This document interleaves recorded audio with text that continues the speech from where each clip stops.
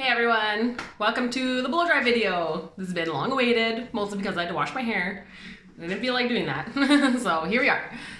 So I washed my hair with Plumping Wash and Rinse from Kevin Murphy.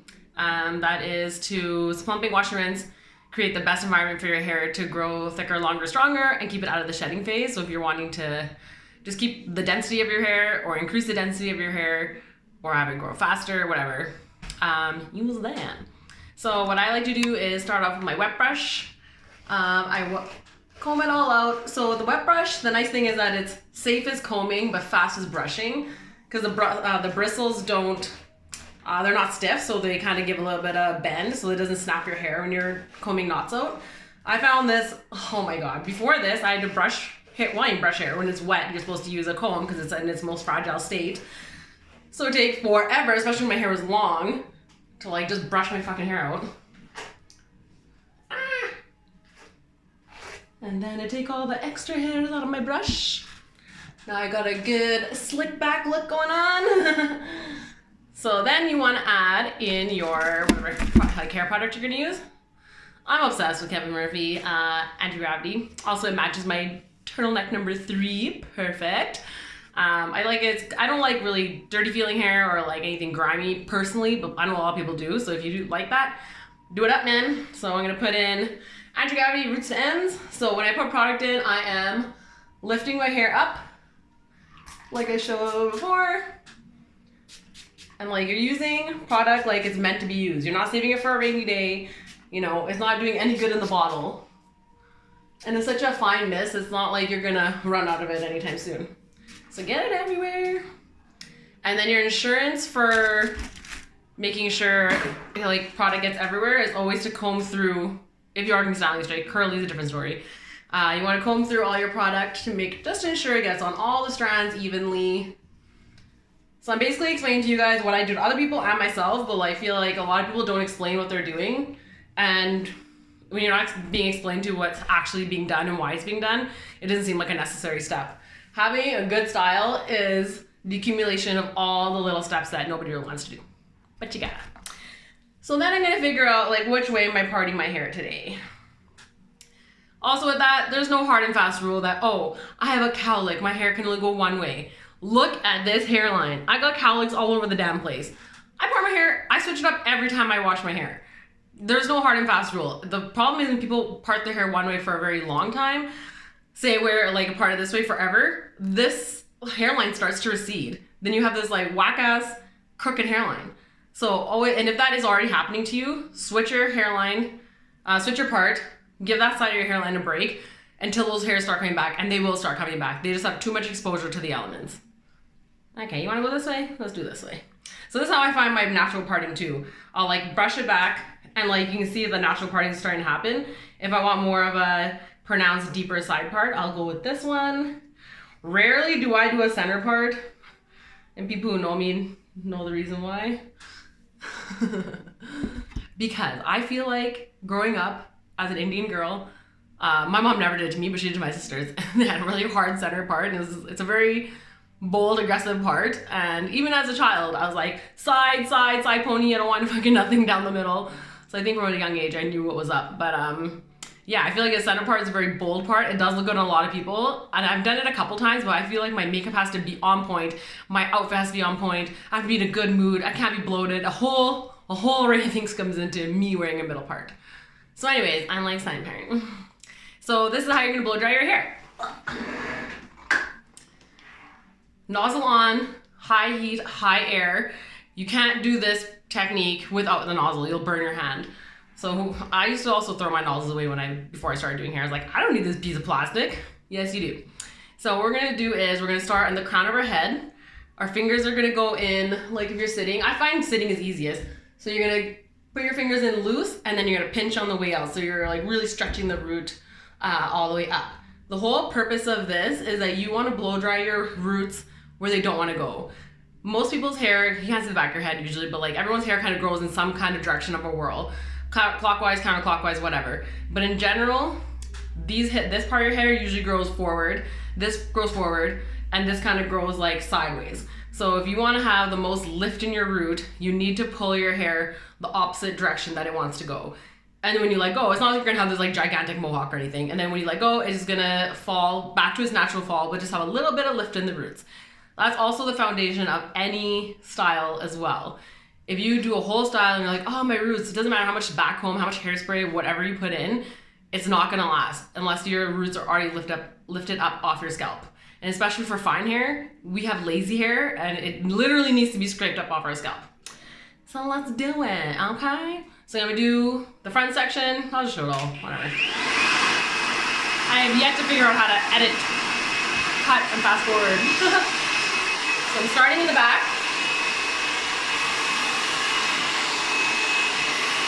Steaming it up. Your elbows are gonna be really high in the air, and that's fine. So this whole section taken up. And I'm just blow drying the root. I'm not touching the ends yet. Roots. Going to the side of the head.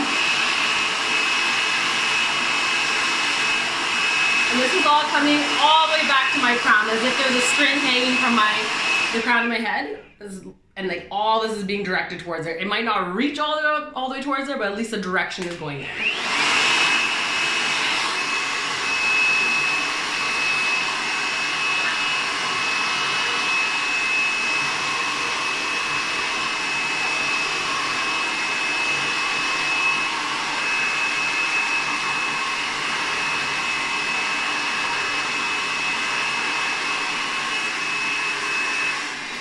So when you have long hair, even if you're longer, doing this section is probably the easiest thing.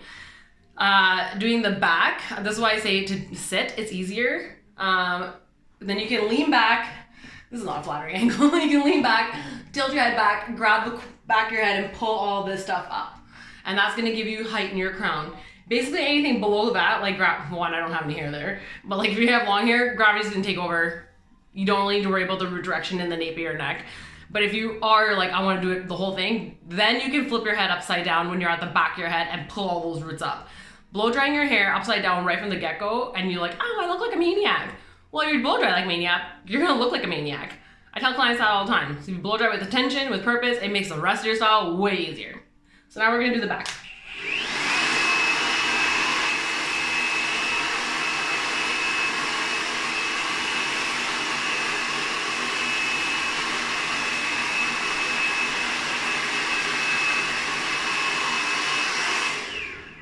So basically we just did the roots. This gives your ends a chance to air dry too. So now they feel kind of almost like sweaty feeling, but if you have longer hair, they probably still feel pretty wet.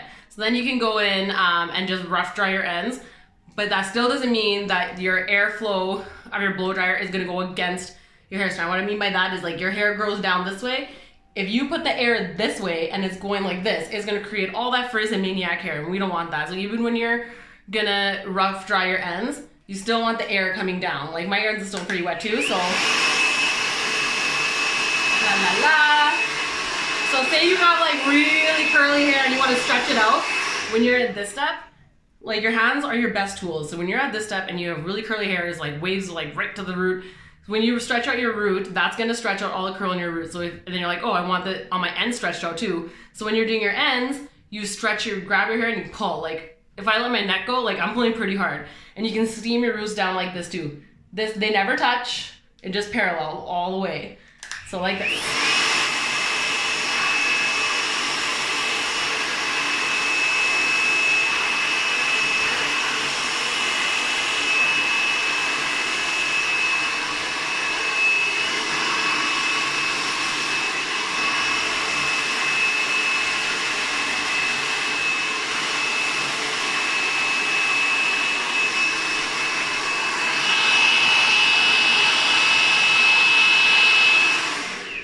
So this works for dudes too, like if you have like longer hair, like myish lines or whatever, and you want to like that brush back, you can still brush do all your direction completely backwards, and that's gonna keep your long lengths like kind of flowing backwards, okay? More dudes are blow drying their hair more and more. Also, don't be afraid of losing your part. Like I blow dry my hair completely back, but I know where my part is because I had like used my comb to find my part. So it's fine, it'll come back. Like that.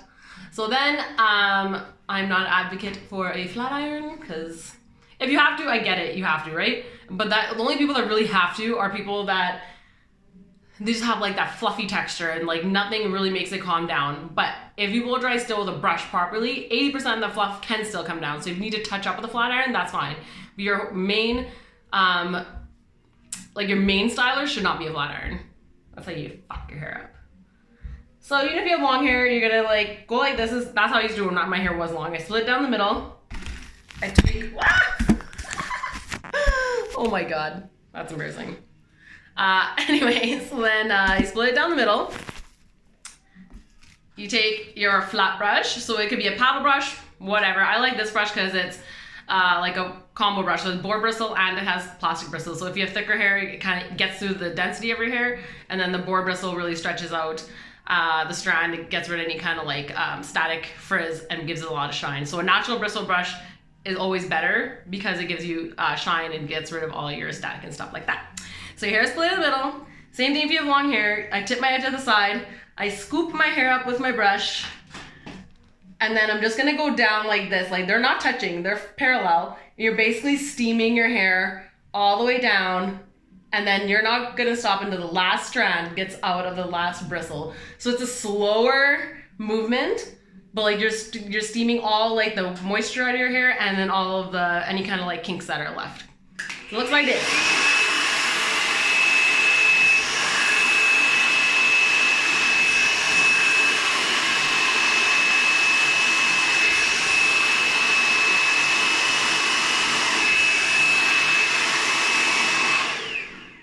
So it's not, my hair flattens very, very fast, but like kind of like that's the motion you're doing for the top section, and you're like, what about all this bottom stuff? Then you flip your brush, you scoop up against your scalp, and same thing. Now you're flipping your wrist the other way. Still not touching.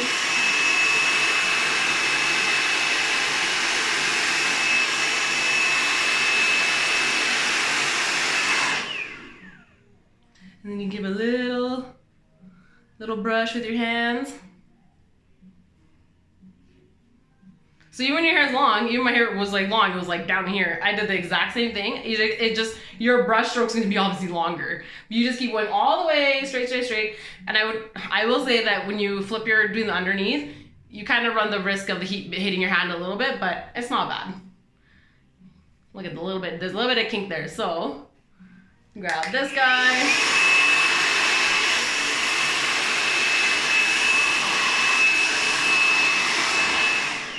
And then you're gonna switch your hands to do your other side. Same thing like curling, you gotta switch your hands.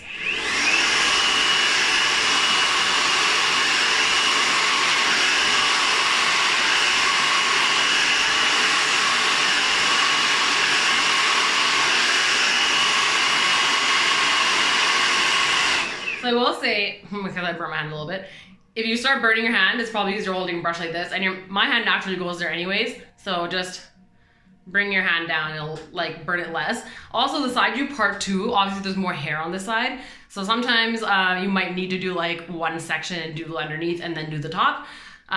With longer hair, I feel like that probably will be a little bit helpful. Otherwise, you just do the exact same thing that we did on this side to this side. And I'll show you how to round brush the bangs. It's the easiest thing and also the only thing I can do because my arms start to hurt.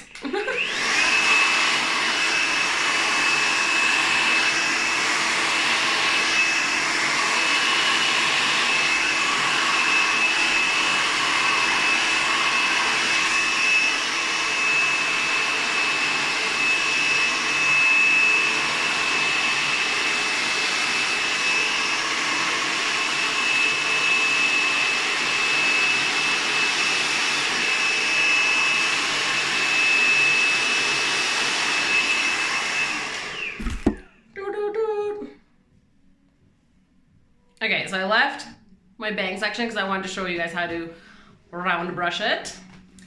So you know you see like people in Pinterest or wherever and you're like, oh, they got that nice swoop that goes like this. It's pretty easy to do. So you take, I don't really have bangs at all, but you take this like front section. Oh my God, if you can hear Shania Twain, that's Justin in the gym working out to Shania Twain.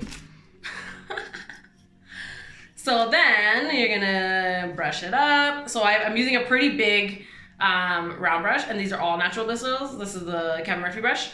And then, so if you want your swoop to like go like this, you place your brush on the back of your section. Your hair is gonna fall down across your face anyway, so don't be worried about that. So you place your brush in behind your section, stretch it right to the ends, almost like you're wrapping all your ends into it. So the movement we're gonna be doing is up and down, up and down. And the air is gonna be going right here. It's not being here, you can't go on the back, it's gonna be awkward. So stretching up. We're rolling down. You can like steam the roots, up and down.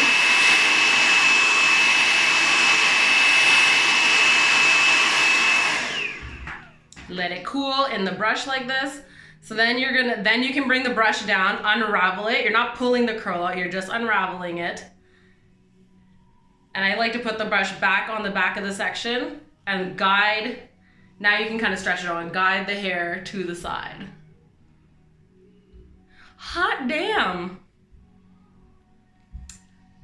And that's my money piece. So if you're like how I am, like this side's kind of, and then this side looks like this, you can do it to this side too. Even after you've like flat brush this side, you can definitely just give this side a little bit of love. So you stick the brush on the back of the section again, wrap my ends in a bit.